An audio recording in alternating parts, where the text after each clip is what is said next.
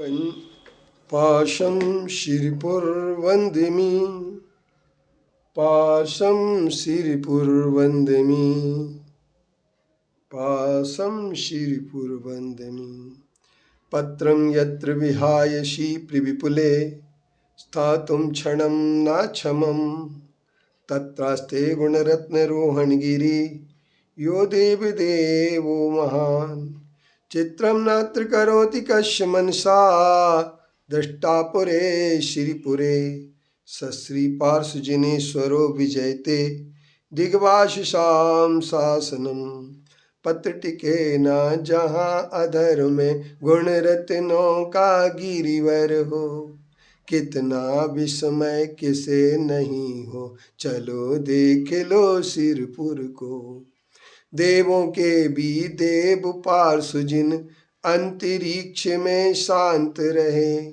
युगों युगों तक दिगंबरों का जिन शासन जयवंत रहे। हम अपने जीवन के कुछ पलों को अपने जीवन के प्रति समर्पित करने का प्रयास करते हैं। जब हम अपने जीवन को अपने जीवन के संबंध से जोड़ देते हैं तो जीवन समझ में आता है कि जीवन क्या है।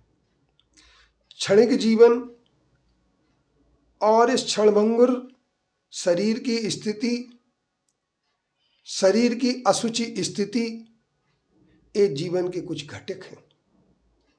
लेकिन जीवन का अस्थायी तत्व हमारे सामने दिख रहा है जो अस्थिर है।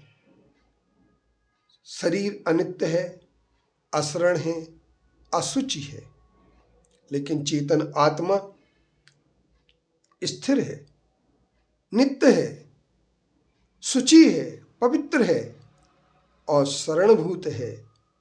अन्यथा शरणम नास्ति अगर कहा जाए तो एकमात्र आत्मा ही हमारे लिए शरण है।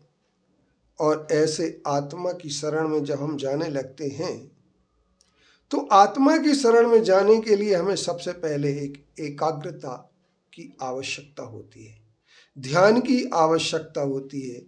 जे जाया ध्यान अज्ञे कम कलंक डहेवि नित्य निरंजन नानमय ते परमपनवेवि। जीवन के हर घटक को हमें समझना पड़ेगा, जीवन के प्रत्येक तत्व को समझना पड़ेगा और जीवन का सबसे बड़ा स्थायी तत्व कोई अगर है तो वो आत्म तत्व है। और आत्म तत्व को